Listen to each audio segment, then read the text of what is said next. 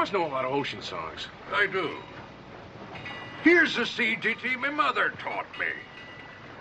Love, exciting and new. Come aboard. We're expecting ya. And love, life's sweetest reward. Let it flow. You're listening to Binnall of America Audio. It flows back to you, the love boat, and we'll be making another run. Before I start going into some of these other subjects, I know you said you haven't really looked at it statistically, but would you say, how would you describe your average, I guess you could say, USO sighting? Generally going into the water or coming out of the water or both or in the water altogether, submerged? Both, I would say. A lot of times, I have one particular case by an airline pilot who had 40 years service and never saw a UFO. He bought a house in Puget Sound, an island out in Puget Sound, and he's looking out of his evidently enormous window, and he sees what he thought was an aircraft going into the water. Well, he was all set to phone it in when all of a sudden the thing came out of the water. Then it went back into the water. Then it came out of the water. Then it went back into the water. Well, this kept going on until it passed his window, where he couldn't see anymore. Evidently, the UFO was having so much fun going in and out of the water that, it just did it as a playful thing, So, I mean, it's not that they have to go in for any particular reason or they have to come out for any particular reason. I kind of look at them as like atomic subs. They can float around down there forever if they wanted to. Their fuel supplies are evidently unbelievable. So. And I recall when we talked in October, you said that these aren't just isolated to oceans. I mean, you've gotten these USO reports for just about every kind of body of water there is, right? Oh, yeah. As a matter of fact, that one with the dead ducks and the geese, that was a pond. Well, of course, a pond can be viewed as a small lake.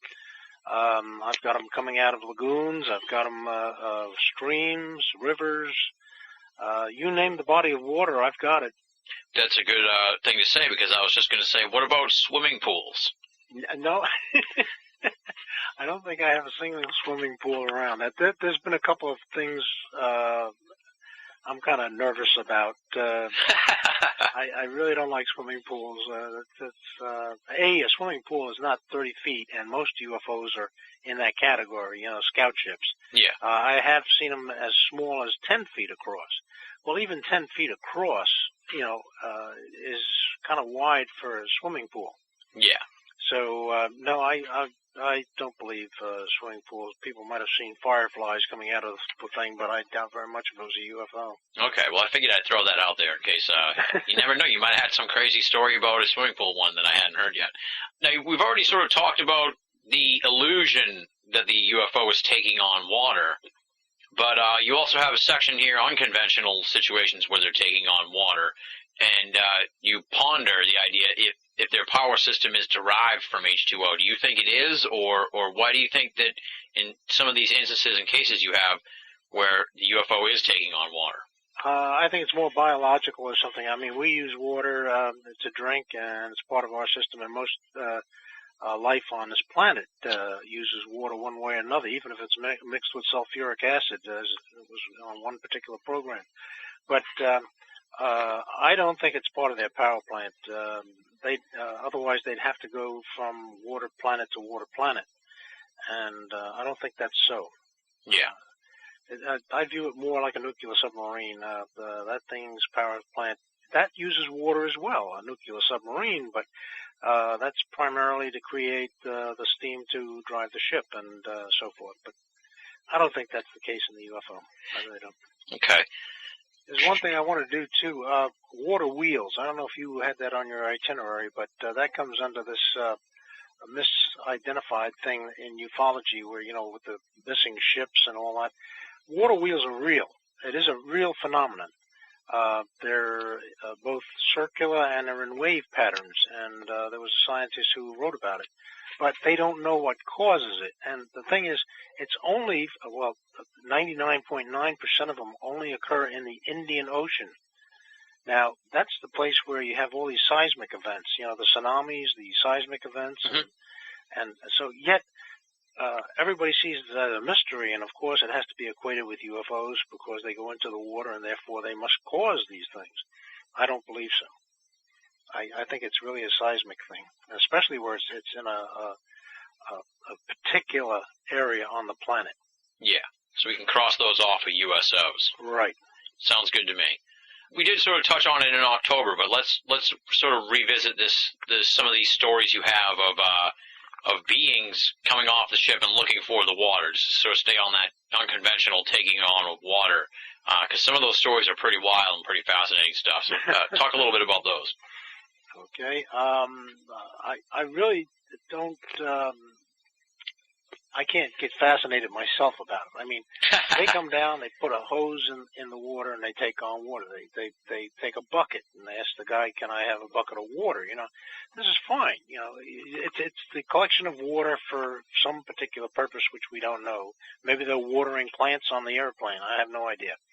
But in any event, the thing is, this section got divided into two parts because the UFO takes on water supposedly by itself while it's hovering over water.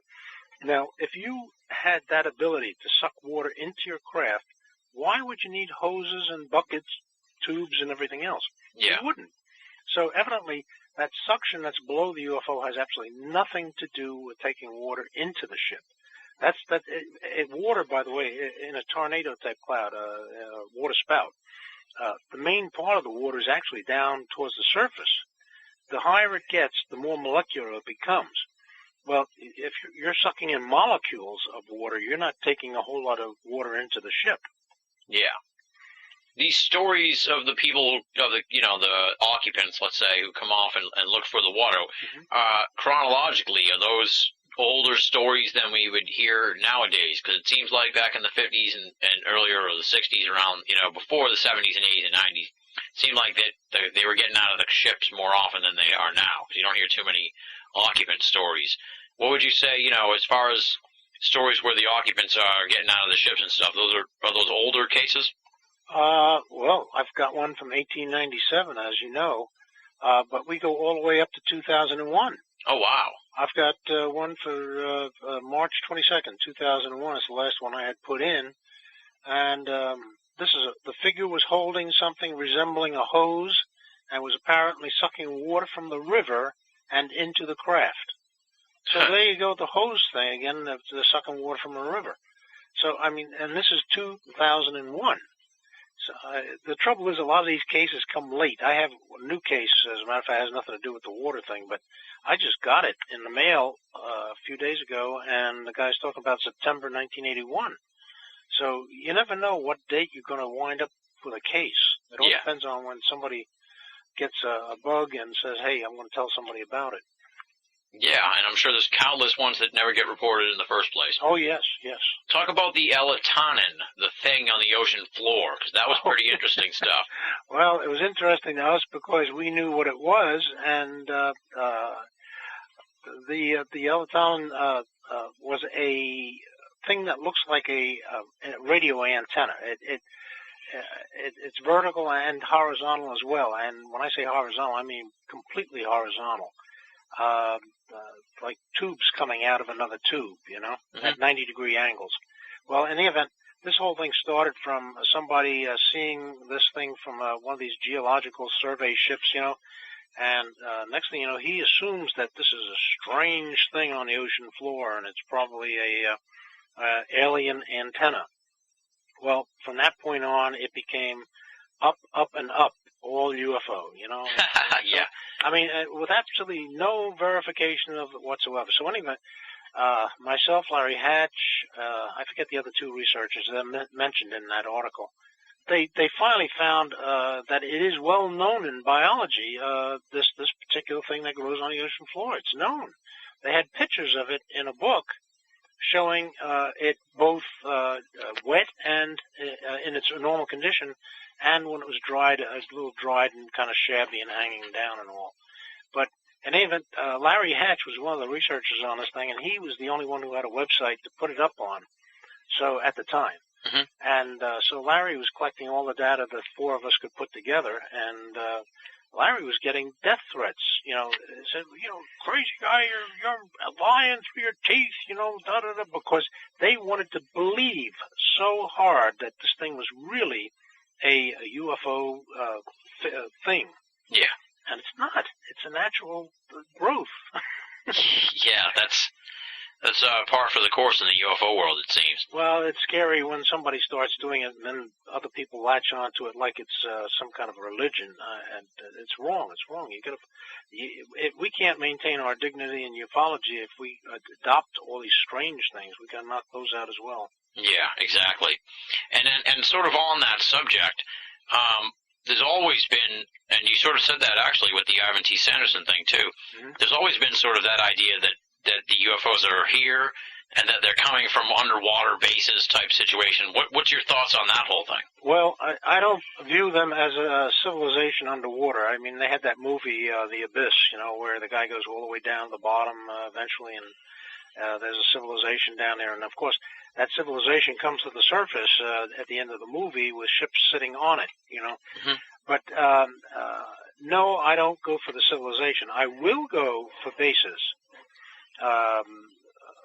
There are a lot of abductee tales about, being underwater, not a lot, several though, being underwater and being taken into a mountainside or something underwater. And there's what you'd call a Spartan base. It's not very elegant. It's kind of like a militaristic base. And I have no doubt that they might have some bases here just, for repair or, who knows, a rest stop, something to get out of the craft and walk around or whatever.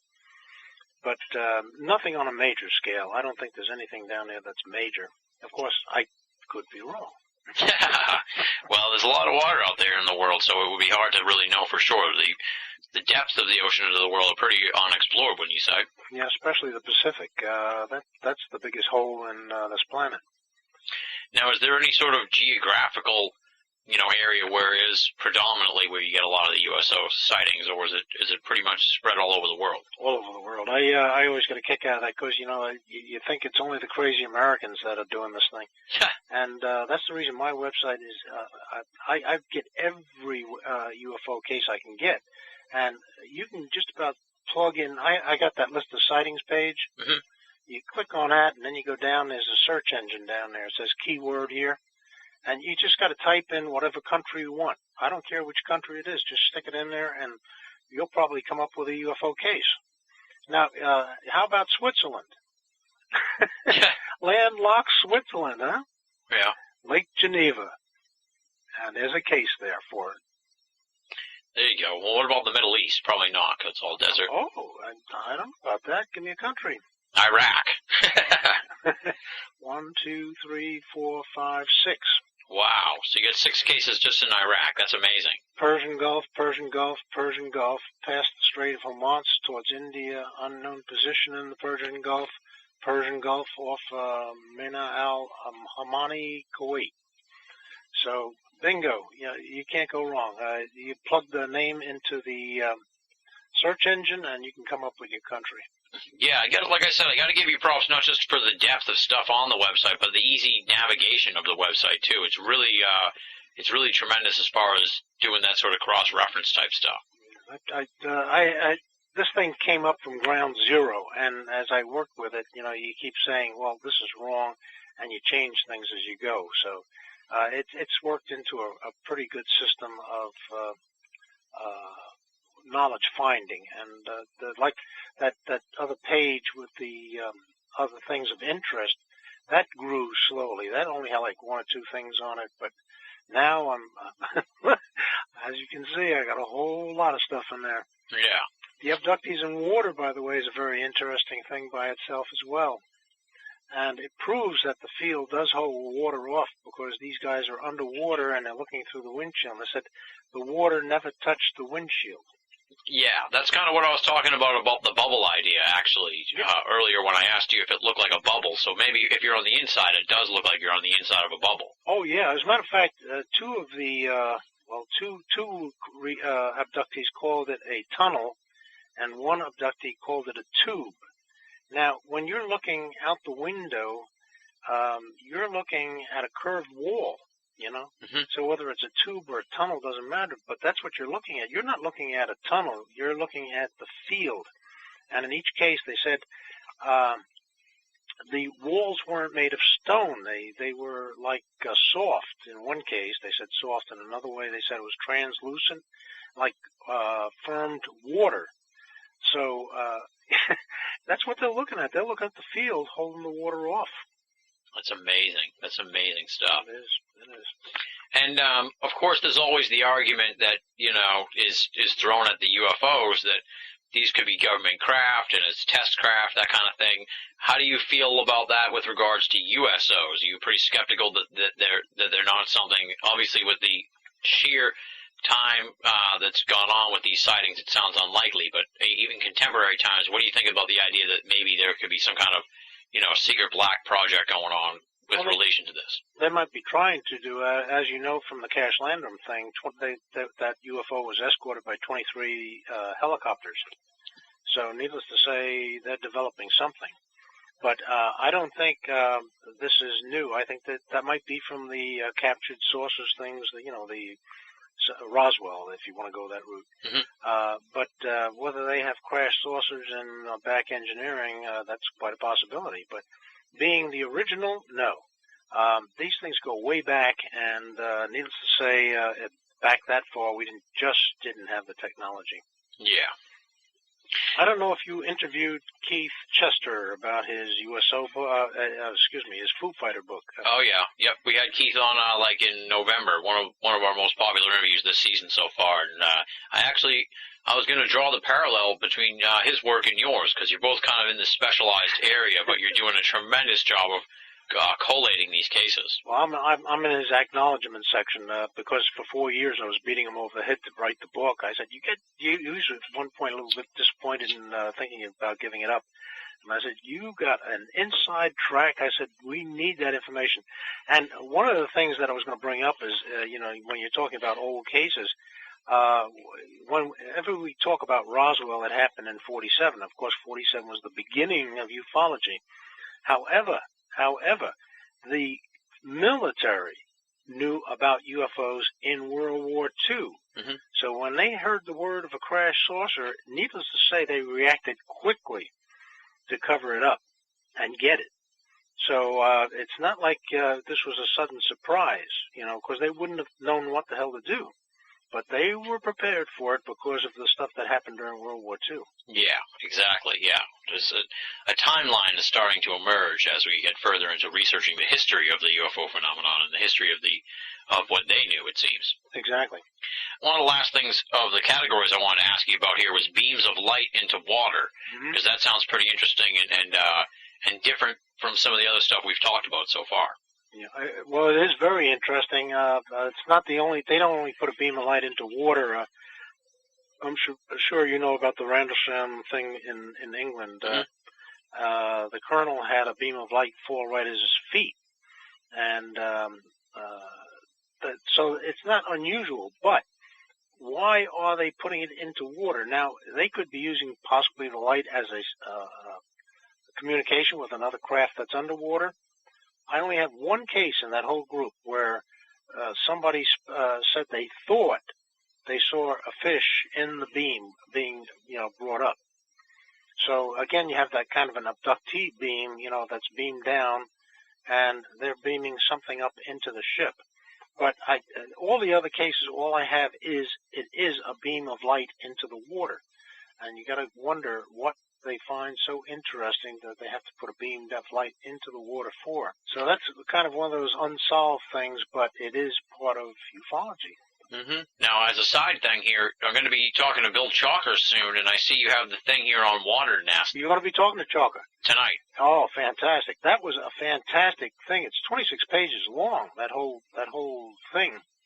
And it's an excellent study of what happened. And again, what you have is that vortex under the UFO creating the water spout, kind of. It didn't actually, by that time he saw it was above the tree line and zooming away. But what he did say was the water was going around in a circle, and that the reeds had been pulled out. That's because of the force of the vacuum, of the vortex, and it finally came to the surface later on in the day. So here's the only one where a UFO is actually seen leaving the site of a created crop circle. So yes, this is a very important one to me because again, it proves the vortex under the UFO. Yeah, exactly.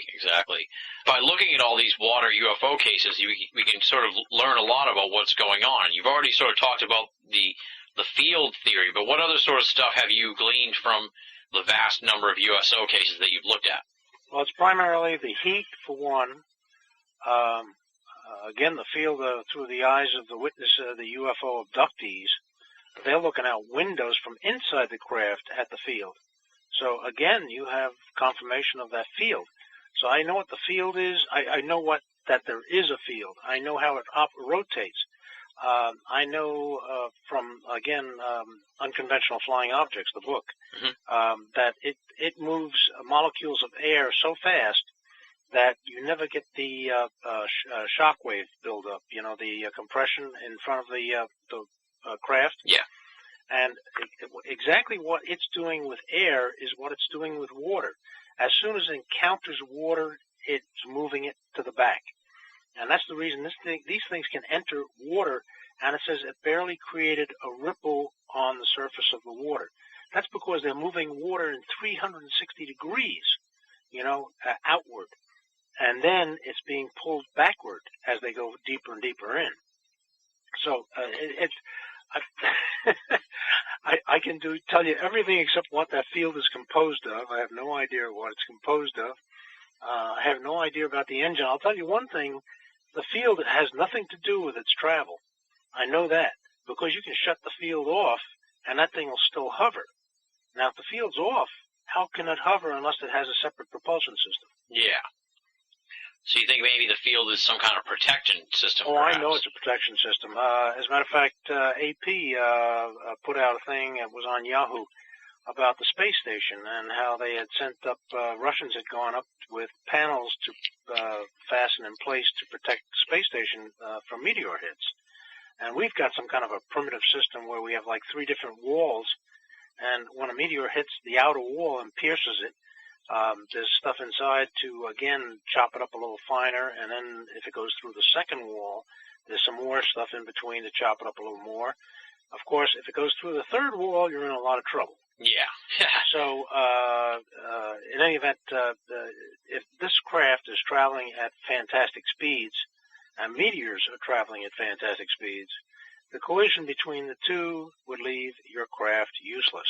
Exactly. So I'm really scared about this idea of going to Mars. I mean, we had enough trouble with one shot at the moon and Apollo 13. And here they're looking to do the same thing, and they could have rocks hitting the spaceship on its way to Mars. We're going to have to make our own field. Well, that's what I'm talking about. These guys are experienced in the technology, and they know they need something to deflect all the small stuff that they can't detect in advance. I mean, if you see a big rock up ahead and it's on your radar, you can manipulate around it. But if you have the small stuff hitting it, it's just as deadly. It's like bullets instead of a cannon shell.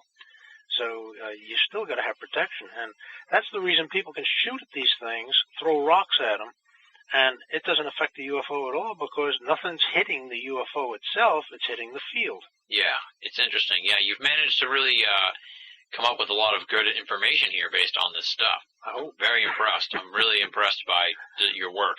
Do you have a particular favorite story of all the USO cases that you've compiled so far? Well, I have one. It's in Poland. I know that, and it's I think in the 50s. The guy gives a description. He's walking along the beach. He's about to go home. It's the end of his vacation, and next thing he sees this bulging in the water way off, about 1,000 feet out. And next thing he sees a depression underneath it, and then he sees the sucking and gurgling of the water. He's got everything in one case. Now, all the other cases I have, it usually has one aspect of this thing. He had all 3 in one case. Huh. So I said, this was fantastic. And, of course, when you're talking about favorite cases, You'd think that I'd love Shag Harbor. You'd think that. Uh-oh. Actually, I do. I mean, it's a fantastically documented. I talked to Chris Stiles. He says he's got a 4-drawer file cabinet filled with U.S. and Canadian documents on the make-believe UFO Shag Harbor thing. The government's wasting a whole lot of paper saying, no, they don't exist, and yet Chris has 4 drawers of government documents on this thing. But for me, it doesn't do a darn thing. It goes into the water, it comes out of the water, and that's about it. From what your research tells you and from what you looked at, you think that it was less a UFO crash and more just a straight-up UFO turning into a USO? First of all, a UFO and a USO is exactly the same thing. I hate that when they use a different acronym because underwater it's a UFO. I mean, if it was a fish and you didn't know what it was, okay, then it's an unidentified submerged object or whatever. But a UFO goes into the water, comes out of the water. It's still a UFO. Okay, so you prefer UFO straight up and not USO? Straight up. That's the reason I named the site Water UFO instead of USO or something like that. But as far as the Shag Harbor goes, that was evidently a mechanical problem on a ship of some sort. And it was there for a week being repaired under the U.S. and Canadian ships right above it. Huh. You know that, right? Yeah. And they, according to Chris, they talked to a couple of divers who were sent down to look at it. That's only 60 feet of water. That's a 6-story building. Yeah. That's not very deep. They had guys on the ship leaning over to look at the thing below them. So, I mean, a week. Good God, you talk about minutes or seconds, in a regular sighting. And so here they had this thing there for a week. Incredible. Yeah, and it sounds like they must not have had the field on because we wouldn't have those divers coming back up. Well, I'm not sure. I don't know how close the divers got. And, of course, once you feel the heat, you're not going to go further into the heat. Yeah. You're going to go away from it. But as far as the field being on, I'm willing to bet it was. The reason being is you can't do repair work from one craft to the other without going through the field. So, as a matter of fact, that's going to be part of my presentation when I go to Nova Scotia for this thing in August.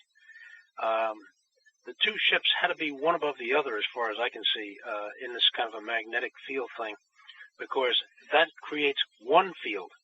You take a North Pole and a South Pole together, they attract. So if you have one craft above the other, and you put your South Pole of your craft on top of the North Pole of the other craft, you only have one field, not the 2 fields of the 2 separate magnets, only one field. And so you can walk out of your craft, no water, no field, and then go down to the second craft. Interesting. Of course, I never talked to any of the divers, and I haven't heard from Chris or Don on that end of the subject, but I'd be willing to bet on it. I really would. We're pretty much at the wrap-up, but I did want to ask you about, on the subject of black projects and stuff like that, I see here you do have a section called the U.S. Navy and the Flying Submarines. Oh. Was this an idea that they tried and maybe didn't work out, or what's the story behind the Flying Submarine? Well, actually, there's 2. One I can't get permission to post because it's I forget who the manufacturer is, but this particular one is old. That goes back when? 65. 65, yeah. And what it was a proposal to find out a feasibility study. That's it, feasibility study, to see if they could invent a flying submarine. Now, technically, this is nothing more than an aircraft that they open up ports and it sinks. And then it has like an electric motor that pushes it forward underwater at a breakneck speed of 5 miles per hour. So needless to say, after this thing shoots off a torpedo, I think a rowboat could shoot it out of the water, Yeah. But in any event, that was a feasibility study, $36,000 back in 65. And it showed that the Navy did have a great deal of interest in having a submarine that could fly. Well, needless to say, the Navy has 72% of the globe to play with, and they are there with water UFOs, and I'm sure they got the idea that it'd be a wonderful thing to imitate UFOs. As a matter of fact, there's a new one out about the same type of thing, except it's an unmanned craft, and it's launched from a submarine. I don't know whether from the deck or underneath, but It's launched from the submarine. It goes out on its own, flies out there, and then flies back and sinks back to the submarine. But it's a high-speed thing. So, but again, it's a proposal. It's not built yet. So. How would you describe most of the sightings? From people on the shore, people on boats, just all the sorts of different ways? Oh, all over the place. Mostly shore, I would say, because, be the shore of a river, shore of a lake, or whatever have you. But besides oceans, boats, you also have aircraft. I have one case that's a very big case that the guys saw lights on the water, and they said, hey, there's a town down there. We must be off and on navigation. It turned out they weren't off on a navigation, and they couldn't explain the lights. It was just too large for fishing boats. Well, next thing, the lights were up at their wingtip. Wow. So needless to say, they get from the water surface up to the air very quickly. So, yes, there's anywhere there's eyeballs, you can see the UFO. And the UFO is usually described as like a light of some kind, right? Not just a solid sort of craft? Well, light at night. Yeah. At night, because again, the ionized field causes it to look like a ball of light, and that's what they saw on the surface of the water at night was the lights. But in the daytime, the sunshine, the sun's rays filter out the colors, and all you see is the craft. The field is still there, but it filters out the colors. Okay. You don't see a ball of light; you see the craft. So like a nighttime sighting of one of these would just be like a ball of light going into the water and then coming out of the water, but be in the water too. Correct. Mm-hmm. Okay. Do you have a lot of like daytime sightings then, where they actually see the craft, like a craft go in? Oh yeah. Mm-hmm. Okay. Yeah, no, it works both ways. The only thing is you got to realize what the field is doing at what time of day, and that's the beauty of the whole picture. See, the advantage of water is that I'm watching a different medium. If you're dealing only with UFOs in the air, you're looking at an invisible thing to start with, air. Water has color and texture and various other things, but this all is visible when the UFO affects it. It's not visible in a regular atmosphere. Yeah, so it gives us a fantastic opportunity to study the UFOs. Exactly. Mm-hmm. What's coming up next for you, Carl? Are Keith and I going to have to get on your case here to get your book out? I'm afraid so. I'm still collecting cases, and every time I put one up, it's kind of a day's shot. And I am working on it. I have 6-7 chapters written. Oh, nice. And it'll explain all the stuff about the heat, the field, and everything else. And it has diagrams in each case. But there's a lot of other things I wanted to incorporate in the book. One, I just picked up secrecy, as a matter of fact. If you go through the aircraft carrier cases, that catalog you like, I'm in the process of changing a lot of the text, some of the text in it, to show a maroon coloring, highlighting. Mm-hmm. And that maroon highlighting specifies, I was told not to say a word about it, or, it's a top secret thing. In any case, there's 24 cases I have where the people are being told on the ship not to talk about it by their commanding officers. So, again, the secrecy thing is not only on land, not with the Air Force, but it's Navy as well. Wow. So the book's sort of just up in the air. You're not sure exactly when. Oh, no. It's not something like we can say it'll be out at any certain time. No. The people have asked me about publishers, and I haven't even finished writing it yet. I've got to pass this through my son, the writer, and then through my grammarian, and see how well I fare on that. So, and I still got a lot of stuff to write about. I just got to get time together. That's it. There you go. I'm sure. That's at least a year. At least a year. All right. Well, you have to let me know what's going on with that, because we'll bring you back on the show. This USO subject, or UFOs in the water subject's fascinating stuff. Carl, I can't thank you enough for coming on the show. The hour here has just flown by, and we've actually gone over the hour a little bit, and I really appreciate you giving me a little extra time here. I can't put over your research enough. This water UFO connection is fascinating stuff, and as you said, it really opens up a whole window to learn so much more about the UFOs that we ever could have really done by looking at UFOs in the air. And we owe you a great debt of gratitude just for your hard work in putting all these cases together and putting together such a fantastic website that allows for researchers to look at these UFO cases I take my hat off to you, sir. You've done an outstanding job of research, and I really look forward to the eventual book from Carl Feint on the water UFO connection. Carl, thank you so much for coming on Binnall America Audio. Thank you, sir. That does it for this week's edition of BOA Audio Season 3.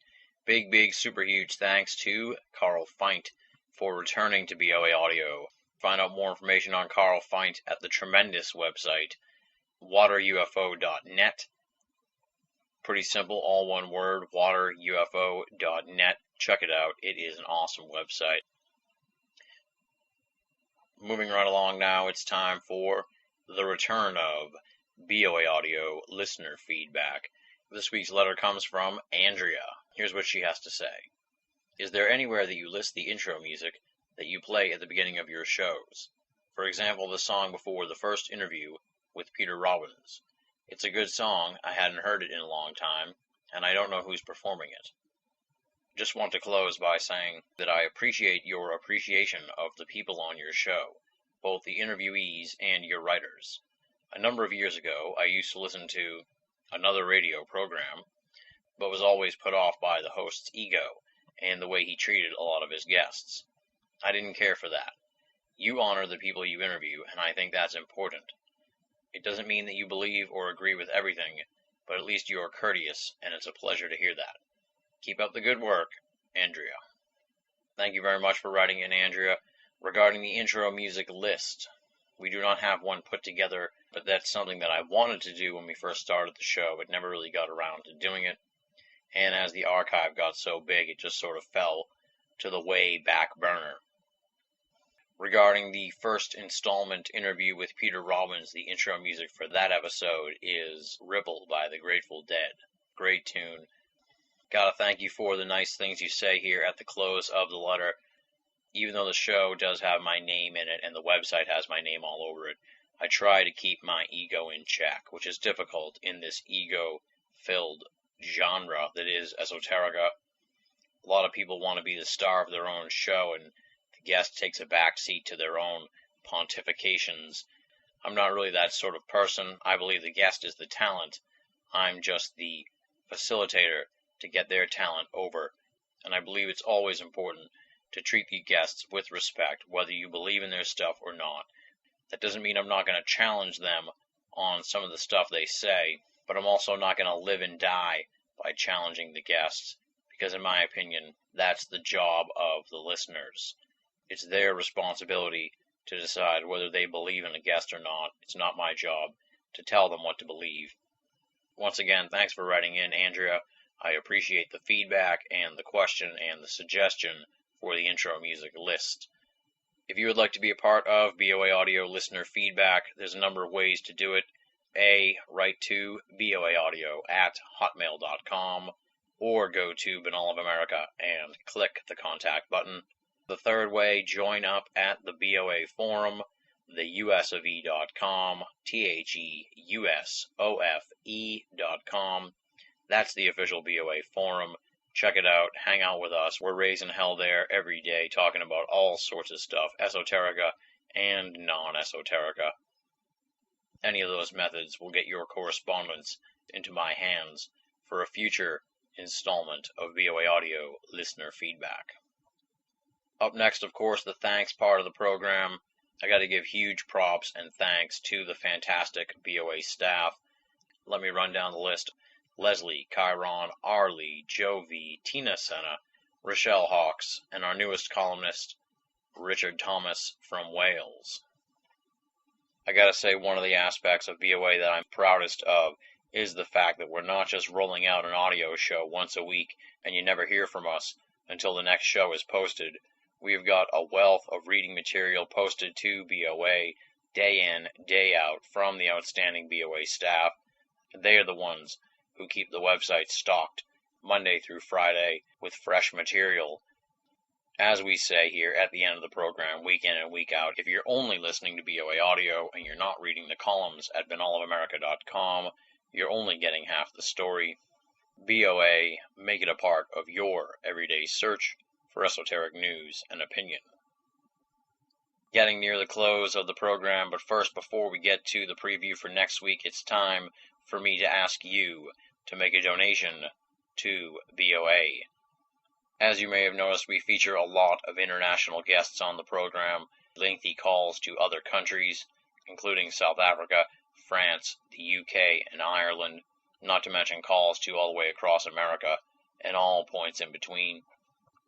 And as can be expected, that stuff costs serious money, not to mention the costs for hosting the audio, the bandwidth, and all that sort of stuff. All of these expenses are paid for out of pocket by yours truly, with help from supporters of BOA who make donations. How do you do that? It's simple. You go to binnallofamerica.com, click the PayPal button, and make a donation. No donation is too small, and all donations go towards keeping Binnall of America and BOA Audio up and running and freely available to all of our great listeners and readers the world over. All right, time to preview next week's program. Let me just roll it out for you like this, my friends. One of the big players behind the scenes in esoterica, the prolific Smiles Lewis, joins BOA Audio for a 2-hour jam session on all things esoteric. We're going to cover a host of paranormal topics from a number of different angles, notably the UFO scene, UFOs in general, 9/11, and the growth of the 9/11 truth movement. Smiles is going to take us back to the zine scene of the 1980s and early 90s, and to talk about the explosion and evolution of the internet and esoterica. We're going to find out about all the various projects that Smiles is involved with, which span the spectrum of esoteric media, and of course tons and tons more. It's a very fast and loose edition of BOA Audio next week with Smiles Lewis, one of the oftentimes unsung key figures in today's esoteric scene. And on that note, we wrap it up here for the week. Thank you for your patience during our spring break. I'm happy to be back, and I'm looking forward to rolling out some of these new episodes as we march towards the BOA Audio Season 3 season finale. Until next week, this is Tim Binnall, thanking you for listening and signing off.